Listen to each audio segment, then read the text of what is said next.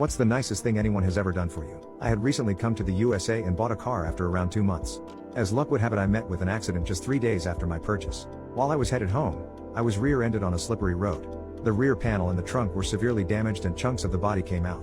I drove it up to a place where I and the other guy exchanged our insurance details and phone numbers. Oh, and during all this I was as nervous as a cat, oblivious of all the steps one must take when one has an accident in the USA. After the exchange, my car would not start. I was stuck there, completely stuck. Luckily, I had friends, whom I called and they drove me back to my place. The next day I had a host of ominous thoughts sprouting in my head. However, the first and foremost thing to be done was to get my car started. I knew towing was an option, but a very expensive one. I did not know where to get it fixed.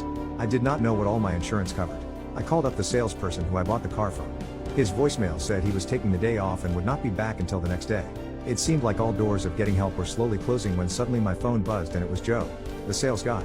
He listened to my story and said he was on his way to pick me up from my office.